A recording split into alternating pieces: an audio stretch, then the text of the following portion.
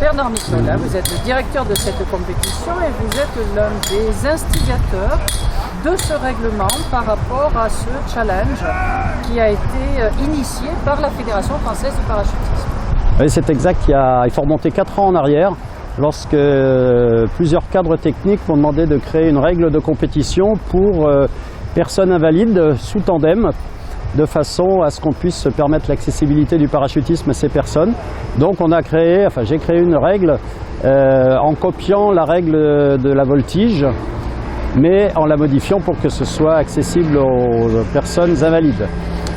À partir de là, on a créé donc cette nouvelle règle qui a été modifiée cette année spécialement pour ce challenge européen, où on a modifié quelques particularités de la règle.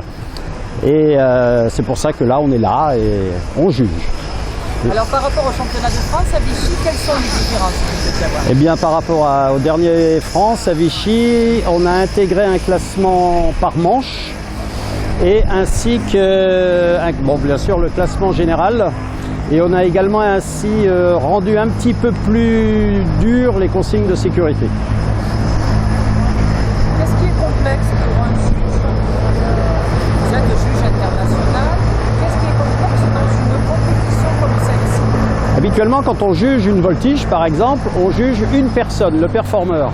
Là, on est amené à juger la performance réalisée par la personne portée, mais on doit également vérifier que le porteur ainsi que le vidéo n'assiste pas le performeur.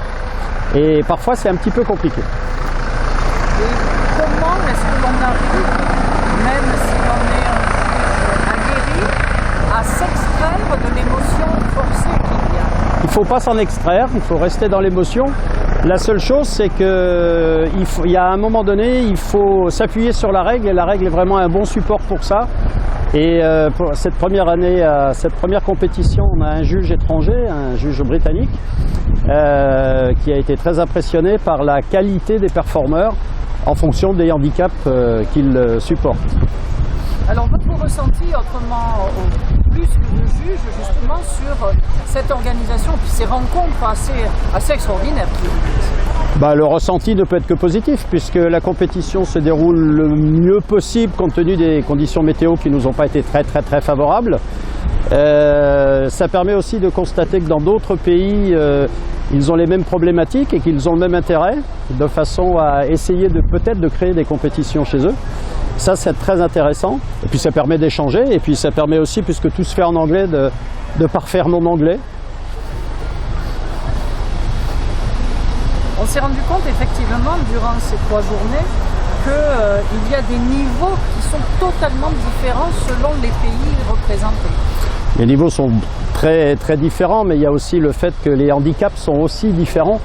Il est vraisemblable que dans l'avenir, on soit amené peut-être à créer une sorte de handicap en fonction des difficultés présentées par la personne. Parce qu'une personne, par exemple, qui n'aurait plus l'usage de ses jambes pour X raisons, mais l'usage de ses bras, et il faut le reconnaître, avantagé pour faire des tours par rapport à une personne qui aura des difficultés à se servir de ses bras. Donc peut-être des niveaux différents. Voilà, il faut réfléchir là-dessus de façon à ce qu'on puisse essayer d'aplanir les difficultés et essayer d'avoir un jugement le plus, j'allais pas dire objectif parce que c'est un petit peu difficile, mais des jugements qui se rapprochent le plus près de la réalité.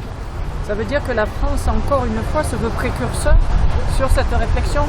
Moi, je dirais oui, carrément, oui. De toute façon, on est la meilleure nation au monde en termes de pratiques sportives, donc il faut rester à ce niveau-là. Merci à vous.